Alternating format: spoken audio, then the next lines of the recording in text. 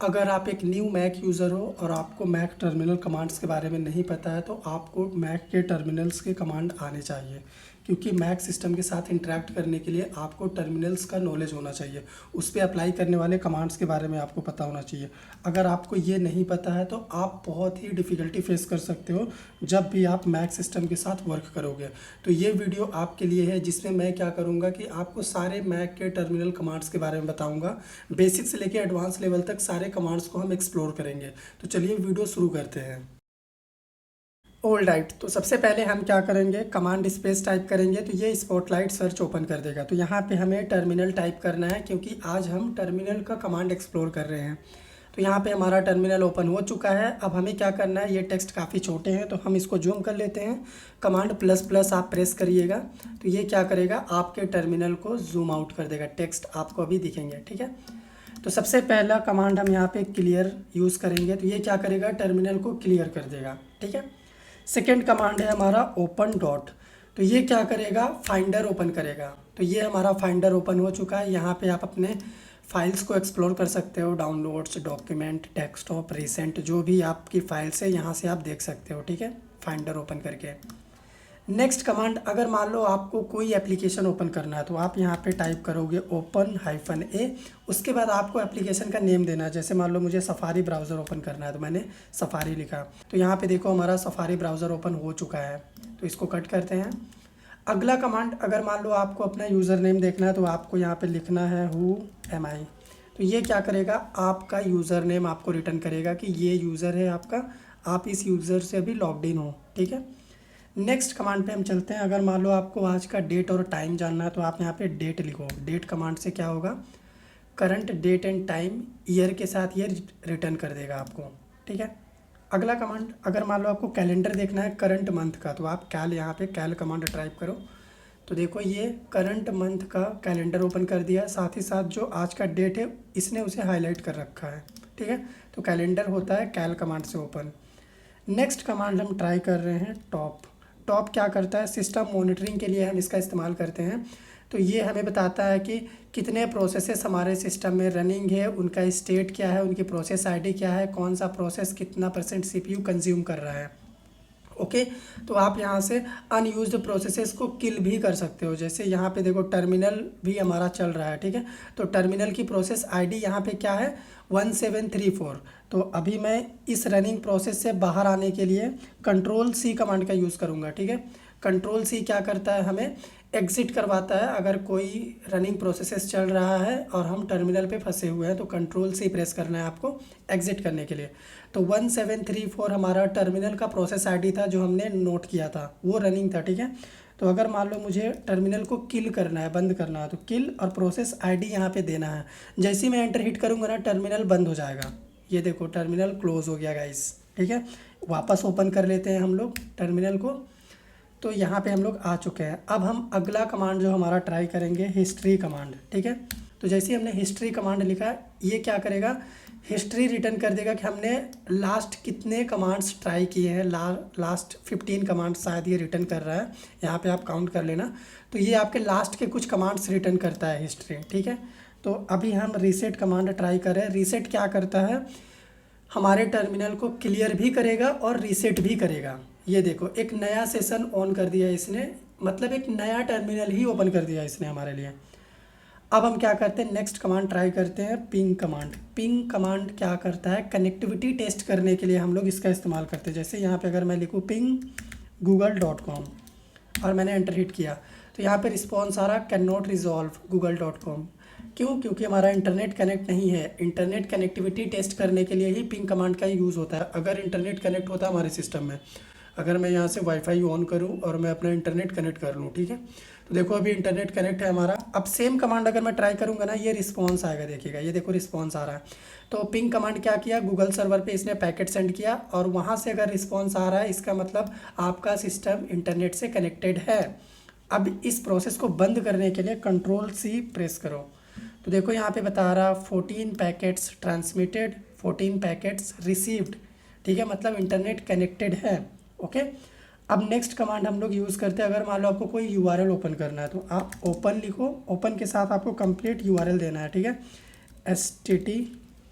ठीक है, https://www.google.com। मान लो मुझे गूगल का पेज ओपन करना है, मैं एंटर हिट करूँगा तो ये देखो ये हमारे पास गूगल का होम पेज ओपन कर दिया है। ठीक है, अभी ब्राउज़र ओपन है हमारे पास। ठीक है, और मैं सेम टॉप कमांड ट्राई करूँगा ना, देखिएगा यहाँ पे गूगल क्रोम भी देखो दिखा रहा है, ये ओपन है, ये देखो।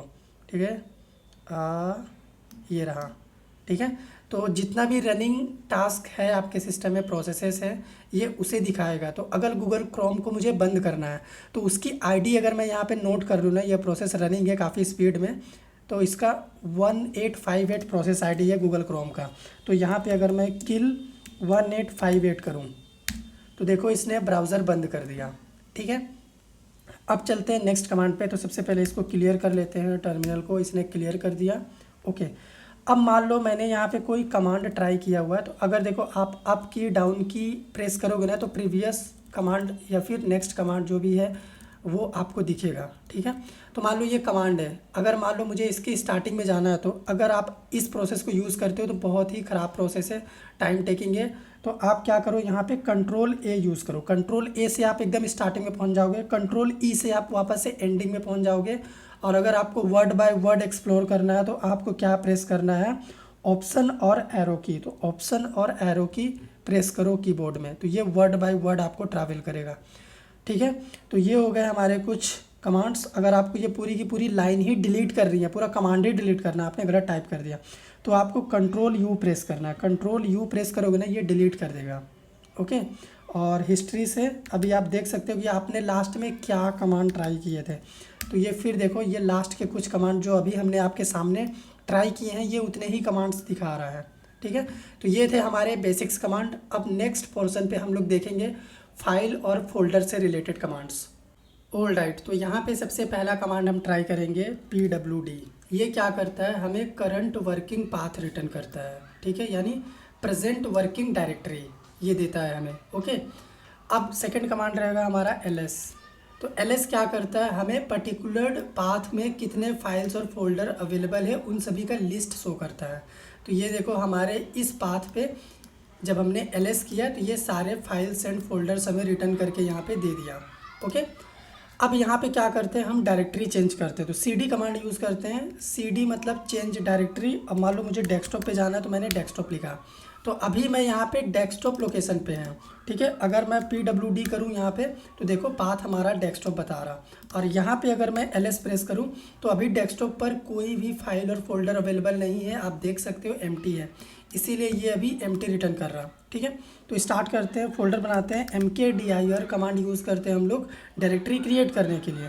तो यहाँ पे अगर मैं एक फ़ोल्डर बना रहा हूँ फोल्डर नाम से, तो यहाँ पे देखो हमारा एक फ़ोल्डर बन चुका है। ठीक है, अब सेम कमांड LS में यूज़ करूँगा ना, ये देखो हमें ये जितने भी फाइल फोल्डर डेस्कटॉप पे अवेलेबल है सब दिखा रहा है। तो अभी एक ही है तो एक ही दिखा रहा है। ओके, अब मान लो आपको मल्टीपल फोल्डर्स एक साथ ही बनाने हैं, मान लो फोल्डर 1 फोल्डर 2, तो ये क्या करेगा, एक बार में देखो हमने 2 फोल्डर्स बना दिए सेम लोकेशन पे। ठीक है, अब यहाँ पे मान लो नेस्टेड फोल्डर बनाना है हमें, एक फ़ोल्डर के अंदर दूसरा फ़ोल्डर बनाना है। मान लो फ़ोल्डर जो हमारा है उसके अंदर मैं एक फ़ोल्डर बनाना चाहता हूँ। ठीक है, तो फ़ोल्डर 3 बना रहा हूँ, उसके अंदर मुझे फ़ोल्डर बनाना है फ़ोल्डर 3 पार्ट 1। ठीक है, ये मेरे नेस्टेड फ़ोल्डर का नेम है। तो यहाँ पे मुझे क्या करना पड़ेगा, -P कमांड यूज़ करना पड़ेगा। तो यहाँ पे देखो हमने एक फ़ोल्डर 3 क्रिएट किया और उसके अंदर एक फ़ोल्डर बना होगा फ़ोल्डर 3 पार्ट 1। तो यहाँ पे देखो फ़ोल्डर 3 को मैं ओपन कर रहा हूँ और इसके अंदर देखो फ़ोल्डर 3 पार्ट 1 बना हुआ है। ठीक है, अब अगर मान लो इसके अंदर मैं एक और फ़ोल्डर बनाऊँ पार्ट 2, तो देखो अभी यहाँ पे 2 फ़ोल्डर हो गए हैं। फ़ोल्डर 3 के अंदर 2 फ़ोल्डर हो गया, पार्ट 1 पार्ट 2। ठीक है, तो इस तरीके से आप कर सकते हो। क्लियर कमांड यूज़ कर रहा हूँ। अब नेक्स्ट कमांड हमारा क्या है कि अगर मान लो डेस्कटॉप पर हमारे पास ये एक फ़ोल्डर है। ठीक है, अब मान लो मुझे इसे डॉक्यूमेंट पे भेजना है, मूव कराना है, तो मूव कैसे करेंगे। तो सबसे पहले तो हम क्या करते हैं, CD स्पेस डॉट करते हैं, तो ये हमें एक डायरेक्टरी बैक ले जाएगा। 1 डायरेक्टरी बैक कर दिया इसने, हमें रूट पे पहुंचा दिया। अब यहाँ पे अब मान लो मुझे डॉक्यूमेंट पे जाना है, तो CD डॉक्यूमेंट्स मैंने किया, तो हम वापस से डॉक्यूमेंट्स पे आ गए हैं। अब यहाँ पे PWD में करूँगा, तो ये हमें पाथ दे देगा। तो हम क्या करेंगे, इस पाथ को यहाँ पे कॉपी कर लेंगे। जैसे ही हमने इसे यहाँ पे कॉपी किया, अब मुझे क्या करना है, मूव कराने के लिए यहाँ पे मैं सिंपली कमांड यूज़ करूँगा, क्या, MV, और हमारा फ़ोल्डर का नेम देना है। तो मैं इसी फ़ोल्डर को मूव कराना चाहता हूँ, ठीक है। तो फोल्डर, उसके बाद हमें डेस्टिनेशन का पाथ देना है, ठीक है। तो मैंने यहाँ पे पाथ दे दिया। तो कॉपी करने के लिए कमांड C यूज़ किया था मैंने, और पेस्ट मैंने कमांड V से किया है, ठीक है। अब एंटर हिट करूँगा। तो जैसे ही मैंने एंटर हिट करा, नो सच फाइल और डायरेक्टरी, यहाँ पे मुझे एरर आ रहा है, रीनेम फोल्डर। तो ये इसलिए नहीं हो रहा है क्योंकि मैं इस फोल्डर को मूव कराना चाहता हूँ डॉक्यूमेंट्स के अंदर, और मैं अभी डॉक्यूमेंट्स लोकेशन पर ही हूँ। तो मुझे क्या करना पड़ेगा, अपना डायरेक्टरी चेंज करना पड़ेगा। जहाँ पे मेरा फोल्डर अवेलेबल है, फोल्डर है डेस्कटॉप पे, तो डेस्कटॉप पे जाना पड़ेगा। तो बैक जाने के लिए CD डॉट डॉट, तो मैं बैक आ गया। अब मैं डेस्कटॉप पे जा रहा हूँ, तो यहाँ पे मैं डेस्कटॉप पे आ गया। अब सेम कमांड अगर मैं यूज़ करूँगा ना, आप देखो प्रीवियस कमांड पे जाने के लिए अप एरो की, और उसके आगे जाने के लिए down arrow, up down arrow use करोगे तो इस तरीके से आप प्रीवियस कमांड पे जा सकते हो, ठीक है। तो मूव कराता हूँ मैं। तो देखो यहाँ पे जैसे मैंने कमांड फायर किया, ये डेस्कटॉप से फोल्डर हट गया और फोल्डर डॉक्यूमेंट्स पे चला गया है। अगर मैं आपको दिखाऊँ, आपको यहाँ पे ओपन डॉट टाइप करना है और डॉक्यूमेंट्स पे चलते हैं। तो डॉक्यूमेंट्स पे देखो ये फोल्डर हमारा दिख रहा है, अभी मैंने इसे मूव कराया, ठीक है। अब यहाँ पे हम क्या करते हैं, हम रिमूव करते हैं फोल्डर को। मान लो मुझे क्या करना है, ये फोल्डर 1 डिलीट करना है। तो डिलीट करने के लिए हमारे पास RMDIR कमांड है, और फोल्डर का नेम दे देता हूँ मैं, फोल्डर 1 मुझे डिलीट करना है। तो ये देखो इसने डिलीट कर दिया। तो इसी तरीके से आप डिलीट कर सकते हो, ठीक है। अब यहाँ पे हम आपको बताते हैं, जैसे हम लोग क्या करते हैं, CD से हम लोग एक डायरेक्टरी के अंदर जाते हैं, या फिर उस डायरेक्टरी के बैक जाते हैं, ठीक है। 1 डायरेक्टरी बैक या फिर 1 डायरेक्टरी फॉरवर्ड जाते हैं। अगर मान लो मुझे फोल्डर 2 के अंदर जाना है, तो मैंने CD फोल्डर 2 किया, तो देखो अभी हम फोल्डर 2 के अंदर आ गए, ठीक है। अब इससे बाहर जाना है तो CD स्पेस डॉट डॉट करूँगा तो बाहर आ जाऊँगा। लेकिन अगर मान लो मैं फोल्डर 2 के अंदर हूँ और मुझे एक बार में ही रूट पे जाना है, ठीक है, तो मैं CD टाइप करूँगा जस्ट। तो ये क्या करेगा, मुझे फोल्डर 2 से भी बाहर, डेस्कटॉप से भी बाहर रूट पाथ पे भेज दिया है, ठीक है। अब यहाँ पे हम क्या करते हैं, मान लो मुझे ना इस फोल्डर 3 का बैकअप रेडी करना है, ठीक है। उसके बाद मैं चाहता हूँ कि बैकअप मैं किसी को शेयर करूँ और ओरिजिनल मेरे पास ही रहे। तो बैकअप कैसे बनाते हैं किसी फोल्डर का, तो बैकअप बनाने के लिए आपको CP स्पेस -RP, उसके बाद आपको क्या करना है, यहाँ पे फोल्डर का नेम देना है। तो मैं फोल्डर का नेम दे देता हूँ, फोल्डर 3 हमारा है, और इसका मुझे बैकअप बनाना है, ठीक है। तो फोल्डर 3 बैकअप, तो यहाँ पे ये नो सच फाइल और डायरेक्टरी बोल रहा है क्योंकि हम डेस्कटॉप लोकेशन पे नहीं हैं। तो हमें क्या करना होगा, डेस्कटॉप लोकेशन पे पहले जाना होगा, ओके। तो ऐसी छोटी छोटी मिस्टेक आप अवॉइड करिएगा। अब यहाँ पे सेम कमांड टाइप करूँगा मैं। तो देख लो यहाँ पे फोल्डर 3 का एक डुप्लीकेट बैकअप बन चुका है, इसको ओपन कर लो। जितने भी अंदर के कंटेंट थे वो भी यहाँ पे हैं। तो इस तरीके से आप किसी भी फोल्डर का बैकअप बना सकते हो और थर्ड पार्टी को बैकअप भेज सकते हो। ओरिजिनल फाइल आपके पास ही रहेगा, कुछ भी चेंजेस बैकअप में होगा ओरिजिनल पे नहीं आएगा, ठीक है।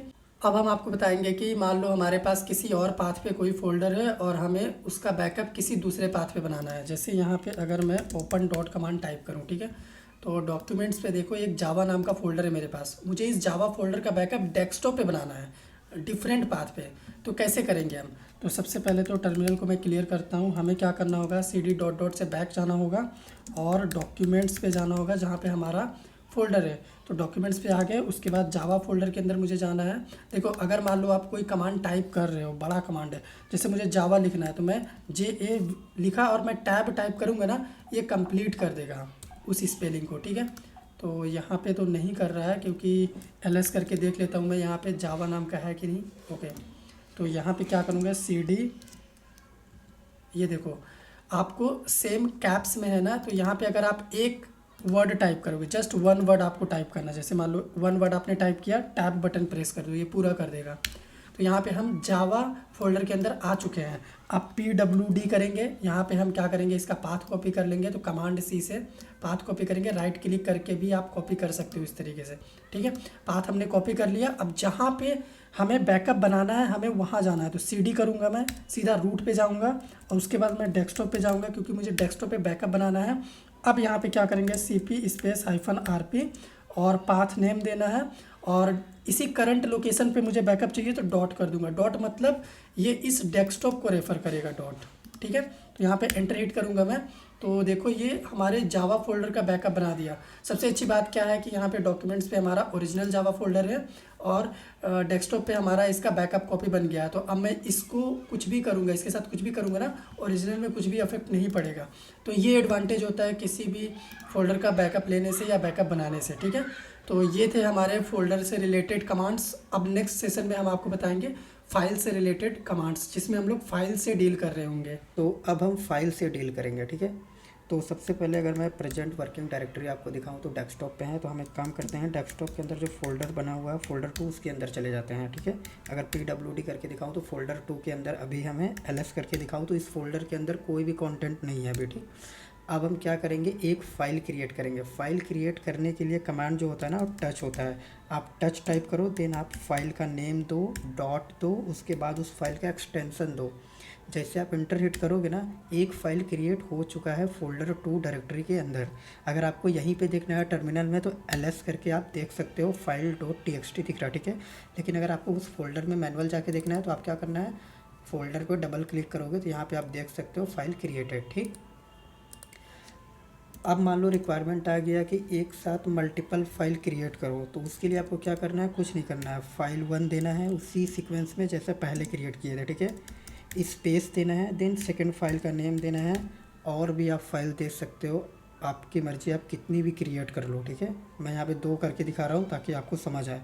जैसे एंटर करेंगे और यहाँ पे अगर मैं इस बार यहीं दिखा देता हूँ, LS करूँगा ना, तो आप देख सकते हो इस फोल्डर 2 के अंदर 3 फाइल है, file .txt, file 1 and file 2, ठीक है। LS के साथ अगर इन्हांस कमांड आपको देखना है और भी अच्छे वे में, ये जो फाइल है उनकी डिटेल, कंप्लीट डिटेल देखनी है, कब क्रिएट हुआ, क्या परमिशन इनको मिली है, तो क्या करना है आपको, LS के साथ -LTR करना है, ठीक है। जैसे आप इसको कमांड को फायर करोगे ना तो यहाँ आप देख सकते हो फाइल की परमिशन लेफ्ट में दिख रहा है, किस यूज़र में फ़ाइल बना हुआ है, ठीक है। फाइल क्रिएशन डेट क्या है, टाइमिंग क्या है, और फाइल का नेम, मतलब एक एक फाइल का कंप्लीट डिटेल अगर आपको देखना है तो आप LS के साथ -LTR कमांड यूज़ कर सकते हो, ठीक।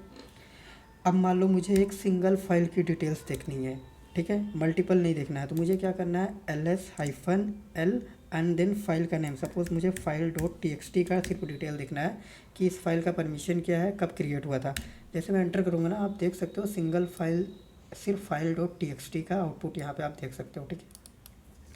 इसी तरह आप बोलोगे कि फ़ाइल का तो हो सकता है क्या, डायरेक्टरी का भी हम परमिशन वगैरह चेक कर सकते हैं। हाँ, ज़रूर कर सकते हैं। अगर फोल्डर 2 डायरेक्टरी का ही हमें करना है तो क्या करना है, आपको क्या करना है, CD डॉट करके एक बैक डायरेक्टरी में जाना है, ठीक। एंड देन जो कमांड यहाँ पे चलाया था LS-L डायरेक्टरी के लिए, यहाँ पे आपको D भी नोट करना पड़ेगा। D स्टैंड्स फॉर, यहाँ पे इंडिकेट कर रहा है डायरेक्टरी को, ठीक है। और उसके बाद आपको डायरेक्टरी का नेम देना है फोल्डर 2। जैसे मैं एंटर करूँगा तो आप देख सकते हो फोल्डर 2 डायरेक्टरी का परमिशन किस यूज़र में बना है, उसका साइज़ क्या है, उसका डेट क्या है, कब बना था, उसका टाइमिंग क्या है, ठीक है। आप, और यहाँ लास्ट में फोल्डर का नेम जिसका हम डिटेल देख रहे हैं। तो इस तरह से आप किसी भी डायरेक्टरी का भी कंप्लीट डिटेल देख सकते हो, ठीक। हमारा अगला कमांड क्या है, सबसे पहले मैं टर्मिनल को क्लियर कर देता हूँ क्योंकि काफ़ी कमांड्स यहाँ पे मैंने आपको एक्सप्लेन कर दिया। अगला कमांड है इको। आपने सुना होगा, बहुत लोगों को देखा भी होगा इको कमांड को फायर करते हुए। इको कमांड हम कब यूज़ करते हैं, जब मुझे यहाँ पे सपोज़ इको लिखा और यहाँ पे मैं अपना नाम दे देता हूँ, ठीक है। तो ये क्या करेगा ना, वही प्रिंट करके दे देगा, मुझे मेरा नाम ही प्रिंट करके दे देगा। तो चलो ये तो बेसिक यूज़ हुआ, लेकिन जो इसका मेन यूज़ होता है, सपोज़ आप कंपनी वगैरह में काम करोगे ना, जैसे डेटाबेस वगैरह का इन्वायरमेंट वगैरह हम सेट करते हैं, कोई भी सॉफ्टवेयर का इन्वायरमेंट अगर सेट हो चुका है, फिर अगर आप यहाँ पे आके इको और वो वेरिएबल का नेम दोगे ना, तो उस वेरिएबल के बिहाफ में जो भी बैकग्राउंड में हम पाथ वगैरह सेट किए होंगे तो वो शो करता है, ठीक है। एक और इको कमांड का बेस्ट यूज़ है, एक काम करता हूँ मैं, फोल्डर 2 डायरेक्टरी में चला जाता हूँ, देन उसके बाद बेटर आपको समझा पाऊँगा, ठीक है। PWD करूँ, फोल्डर 2 में अभी हम हैं, ठीक। इस फोल्डर 2 के अंदर यहाँ पे आप देख सकते हो 3 TXT फाइल है। मैं किसी एक में एक्सपेरिमेंट करूँगा, ठीक है। मुझे ना फाइल .txt में ना कुछ लिखना है, मतलब कुछ कंटेंट मुझे उसमें इंसर्ट कराना है इस कमांड की मदद से, ठीक है, इको कमांड की मदद से। तो क्या करना है, मुझे इको लिखना है, देन उसके बाद मुझे जो भी कंटेंट उसमें इंसर्ट करवाने हैं, जैसे मैं इसमें लिख देता हूँ लर्न कोडिंग, ठीक है, लर्न कोडिंग लिख दिया। अब मुझे किस में करवाना है, किस फाइल में कराना है, तो ग्रेटर देन का आपको सिंबल देना है, ठीक है, ग्रेटर देन सिंबल देना है और देन उसके बाद फाइल का नेम देना है। तो फाइल डॉट टी जैसे मैं दूंगा ना, तो ये क्या करेगा ना, ये जो लर्न कोडिंग है ना ये ओवरराइट कर देगा उस फाइल में, ठीक है, फाइल डॉट टी में। इंटर प्रेस करता हूँ, ठीक। अब क्या करता हूँ, मैं इस फोल्डर के अंदर मैनुअल जाता हूँ, यहाँ पे मैनुअल गया, ठीक, और फाइल डॉट टी में लिखा था। आप देख सकते हो यहाँ पे लर्न कोडिंग आपको देखने को मिल रहा है, ठीक है। तो इस तरह से इको कमांड का यूज़ करके हम किसी भी टी फाइल या फिर किसी भी फाइल में डेटा को भी पुट कर सकते हैं, ठीक है। अब मान लो मुझे डेटा को अपेंड करना है, मतलब जो डेटा उसमें पड़ा है उसके साथ मुझे और डेटा डालना है, ठीक। तो उसके लिए भी क्या कमांड होता है, आपको क्या लिखना है, एक काम करता हूँ, आप एरो प्रेस करता हूँ, वो जो कमांड था ना उसी कमांड को यूज़ करता हूँ और यहाँ पे जो कंटेंट है ना ये चेंज कर देता हूँ। लर्न कोडिंग की जगह लिख देता हूँ अखिलेश, ठीक है, ये मेरा नेम है तो मैं इस पर अखिलेश टाइप कर दिया, ठीक। और क्या करना है, कमांड में चेंजेस थोड़ा सा चेंज करना है, डबल ग्रेटर देना है, ठीक। और जैसे मैं एंटर करूँगा ना और मैं फाइल को ओपन करता हूँ तो ये क्या करेगा ना, इसको भी अपेंड करके दिखाएगा। यहाँ पे आप देख सकते हो पहले लर्न कोडिंग मैंने इसमें पुट किया था, देन उसके बाद अखिलेश, यहाँ पे आप देख सकते हो, ठीक है।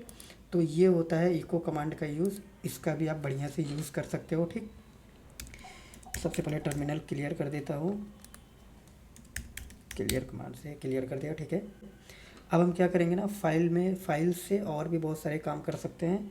तो जैसे मुझे किसी भी फाइल को रीड करना है, टर्मिनल पे ही रीड करना है, एलएस करता हूँ, यहाँ पे सपोज आप देख लो 3 फाइल पड़ी है, ठीक है। मुझे देखना है कि फाइल डॉट टी में क्या कंटेंट है, तो उसके लिए कमांड होता है कैट और फाइल का नेम आप दे दो file dot T. Cat command क्या करता है ना, इस टी फाइल के अंदर जो भी कंटेंट होगा वो यहीं पे दिखा देगा। आप देख सकते हो लर्न कोडिंग और अखिलेश, ठीक है। तो कैट कमांड का यूज़ करके हम रीड कर सकते हैं किसी भी कंटेंट को जो भी उस फाइल के अंदर है। अब मान लो आप बोल रहे हो कि ऐसा कमांड बताओ जिसमें हम कंटेंट को एडिट भी कर पाए यहीं पे कमांड के थ्रू, तो हम क्या करेंगे ना, नैनो कमांड यूज़ करके उसको एडिट भी कर सकते हैं। तो अगर मैं नैनो लिखूँ और फाइल का नेम अपने लिखूँ फाइल डॉट टी, ठीक है, तो ये एडिट विंडो एंटर ओपन होगा, ठीक। अब अगर यहाँ पे मुझे कुछ लिखना है तो मैं यहाँ पे लिख सकता हूँ, जैसे मैं अंकुश लिख देता हूँ, ठीक है, मैंने अंकुश लिख दिया। अब इसको सेव भी कराना है, ठीक है, क्योंकि कंटेंट तो लिख दिया लेकिन ये फाइल में पुट हुआ कि नहीं, सेव हुआ कि नहीं, ये भी तो चेक करना है ना। उसके लिए आपको क्या करना है, यहाँ पे एक कमांड होता है कंट्रोल एक्स आपको प्रेस करना है, देन वाई प्रेस करना है, उसके बाद आपको एंटर प्रेस करना है, ठीक। जैसे एंटर प्रेस कर दिया, ठीक। अब अगर हम फाइल डॉट टी को फिर से कैट करें, ठीक, तो आप देख सकोगे यहाँ पे अंकुश भी आपको दिख रहा है, ठीक। हम रीड कर रहे हैं अभी जो डेटा पुट किया था नैनो कमांड का यूज़ करके। नैनो कमांड क्या करता है, किसी भी फाइल में अगर आपको एडिट करना है, कुछ भी ऐड या डिलीट करना है, आप उस मोड में जाके कर सकते हो, ठीक।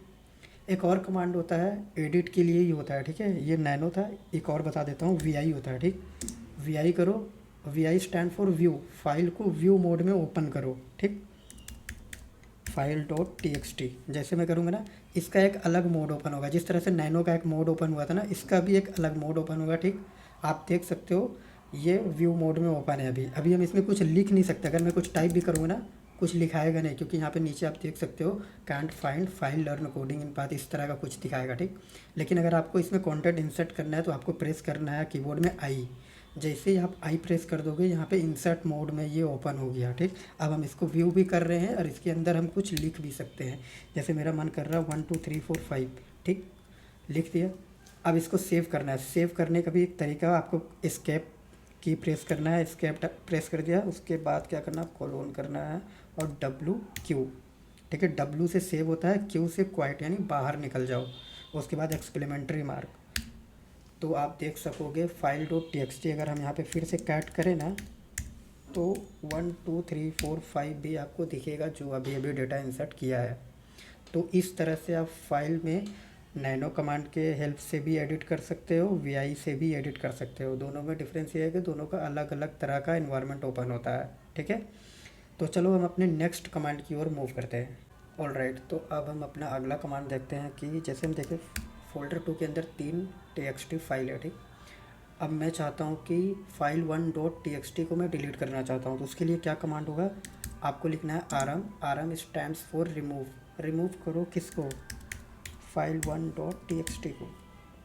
जैसे ये कमांड एंटर करूँगा और यहाँ पे ls प्रेस करूँगा ना, तो आप देख सकते हो file1.txt अब नहीं है, अब यहाँ पे 2 ही फाइल है। ठीक, तो इस कमांड का यूज़ करके हम अपने फाइल को रिमूव भी कर सकते हैं। अब एक और इम्पॉर्टेंट कमांड है, एक काम करते हैं, एक डायरेक्टरी बैक जाते हैं, pwd, अभी हम डेस्कटॉप पे हैं। ठीक, अब क्या करना ना, मुझे ये चेक करना है ना कि फोल्डर 2, ये जो डायरेक्टरी है फोल्डर 2, ये इसका स्पेस कितना ले रहा है ये सिस्टम में, इसका साइज़ क्या है। ठीक, तो उसके लिए कमांड होता है du-sch और फोल्डर का नेम फोल्डर 2 ओके। तो आप देख सकते हो ये जो फोल्डर 2 है ना, ये 4K KB का साइज है इसका, क्योंकि इसके अंदर 2 टेक्स्ट फाइल है, एक है file.txt, एक file2.txt, एक फ़ाइल था जो मैंने डिलीट कर दिया। तो उन दोनों फाइल को मिला के 4KB उसका साइज है टोटल फोल्डर 2 का। ठीक, अगर यहाँ पे फोल्डर 2 के जगह आप स्टार प्रेस कर दोगे ना, तो ये डेस्कटॉप पे जितने भी डायरेक्टरी बने हुए हैं सबका साइज दिखाएगा। आप देख सकते हो जावा नाम की जो डायरेक्टरी है वो 320 MB उसका साइज है।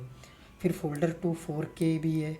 फोल्डर 3 में कोई कंटेंट ही नहीं है, इसलिए 0 दिखा रहा, इसमें भी 0। अगर आप टोटल इसका MB कैलकुलेट करोगे ना, तो 320 MB टोटल दिखा रहा है, क्योंकि ये 4KB को अगर आप ऐड भी करोगे ना तो वो उसी में आ जाएगा।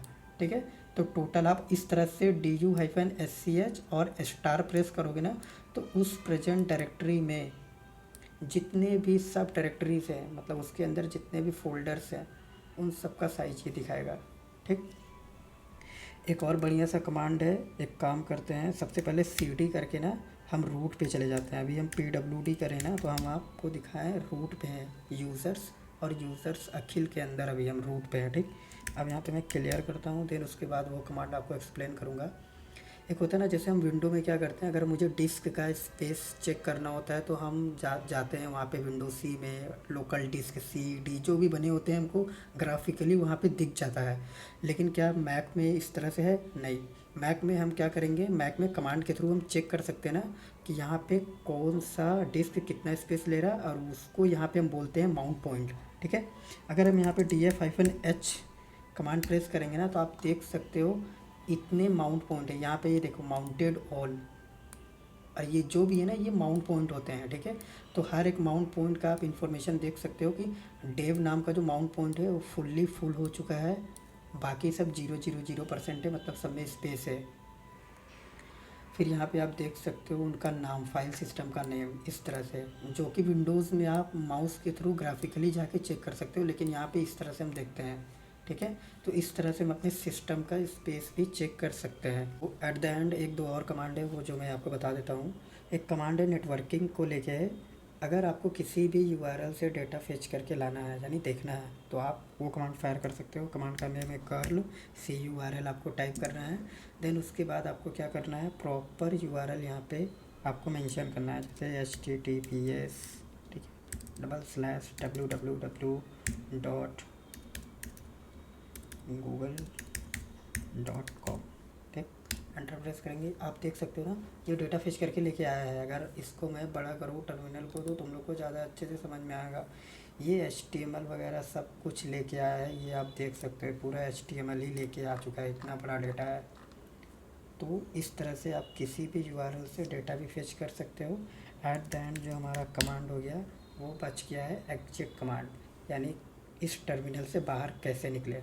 उसके लिए आपको अपने कीबोर्ड में प्रेस करना है Command+Q। जैसे ही Command+Q प्रेस करोगे आपका टर्मिनल बंद हो जाएगा। तो गाइस इस वीडियो में हमने ट्राई किया है सारे कमांड्स, टर्मिनल बेस्ड जो भी कमांड थे उनको कवर करने का। अगर आप इस वीडियो को देख लेते हो तो आप एक बिगनर लेवल का आपको नॉलेज हो जाएगा कि किस तरह से मैक ओएस में काम करना है टर्मिनल यूज़ करके। और अगर आप मैक यूएस परचेस करते हो तो आपको कमांड से ही डील करना होगा। ग्राफिकल यूज़र इंटरफेस आपको बहुत रेयरली मिलेगा, हर जगह आपको जाना पड़ेगा, तो आपको कमांड के थ्रू ही जाना है। तो जितने भी कमांड इस वीडियो में मैंने एक्सप्लेन किए हैं, ट्राई करिएगा उसको प्रैक्टिस करने का, क्योंकि ये जो बेसिक कमांड होती है ये आप डेली यूज़ करोगे। और ये आप नॉर्मल अगर आप लैपटॉप PC खरीदते हो मैक ओएस तो भी यूज़ करोगे, कहीं काम कर रहे हो कंपनी में तो भी यूज़ करोगे। तो ये सब इंपॉर्टेंट कमांड्स ही है, और ये एक मैक यूज़र को आनी ही चाहिए। तो इस वीडियो में इतना ही। वीडियो अच्छा लगा हो तो उसको लाइक करिएगा, शेयर करिएगा और चैनल पे नए हैं तो सब्सक्राइब करिएगा। Thank you.